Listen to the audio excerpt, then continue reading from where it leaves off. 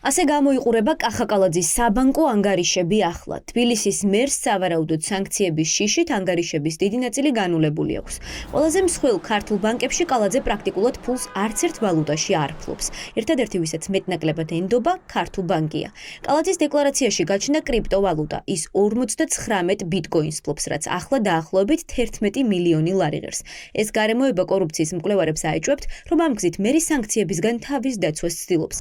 კახაკალაძის დეკლარაციას თუ ჩავხედავთ, ცალსახად მივხვდებით, რომ ამ ადამიანს ძალიან ეშინია სანქციების და შესაბამისად ყველა ხერხს მიმართავს, რომ სანქციების შემთხვევაში მისი თანხები არ დაიკარგოს, ის რომ მაგალითად კრიპტოვალუტა გაჩნდა უკვე მის დეკლარაციაში, რომელიც აქამდე არ იყო, ასევე ევროპულ ბანკებში გაქრა საერთოდ ანგარიშები. კალაძეს თანამშრომლობა შეწყვეტილი აქვს ევროპულ ბანკებთანაც.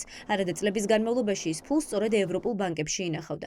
ბრიტანული სანქციების შემდეგ, რომელიც მყისიერად აღსრულდება და მომენტალურად უყინავს ქონებას შავსიაში მოხვედრილებს, კალაძე სავარაუდოდ ფულის სხვა ადგილას შენახვას ემხრობა. ფულსაც შევინახავთ და როგორ შევინახავთ, ეს ჩვენი გადასაწყვეტია. ქეშად ფული შენახვა დანაშაულია, არ არის დანაშაული. ესე არც ერთი წამით. ნახეთ, მეც კონკრეტულ ბანკში მაქვს ჩემი ანგარიში და შეიძლება ჩემი გარკვეული ფინანსური რესურსი მქონდეს იქ შენახული და არ მქონდეს სხვა ბანკებში. ხა მე შემიძლია ჩამოგითვალოთ 5-6 ბანკი, სადაც შეიძლება არ იყოს ჩემი ანგარიში და რაზე მეტყველებს ეს. ადამიანს რა ფორმითაც უნდა იმ ფორმით შეინახავს საკუთარ გამომშვებულ თანხას. უნდა ქეში იქნება, უნდა ბანკის ანგარიშზე იქნება.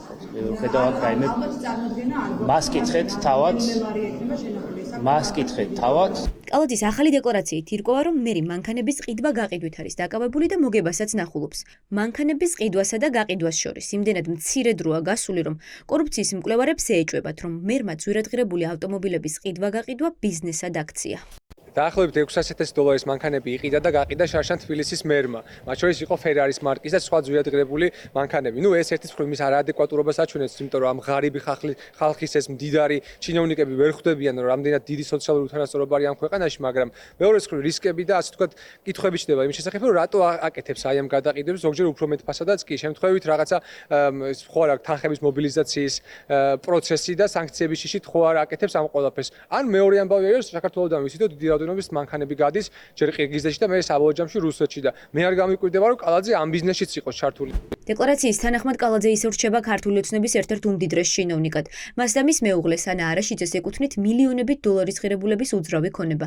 ლადო გუდიაშვილის და ელენე ახვლედიანის ფერწერული ტილოები. ეს აქტივები ძველი შეძენილია, ამიტომ ოპოზიციას აქვს ეჭვი, რომ კალაძის სახელზე შესაძლოა ბევრი ისეთი აქტივი იყოს, რომელიც დეკლარაციაში არ წერია. ღმერთმა შეარგოს კახაკალაძეს მისი ავტომობილების ყიდვა-გაყიდვის ბიზნესი, ეს საერთოდ არ მაწუხებს. მთავარი, რაც მაწუხებს მის დეკლარაციასთან და საქმიანობასთან მიმართებაში, არის ის მასშტაბური კორუფციული საქმიანობა, რომელშიც კახაკალაძე თავიდან ფეხებამდე არის ჩაფლული და რომელიც ივსება და მდიდრდება ჩვენი დედაქალაქის გაოხრებით, ჩვენი დედაქალაქის ქონების გაყიდვით და ამ ქალაქში ურბანული გენოციდის განვითარებით. თბილისის მერი დღეს მედიასთან არ გამოჩენილა, თუმცა შაბათის ეთერთან ინტერვიუში მან დაადასტურა, რომ სანქციების გამო ბანკებს აღარ ენდობა.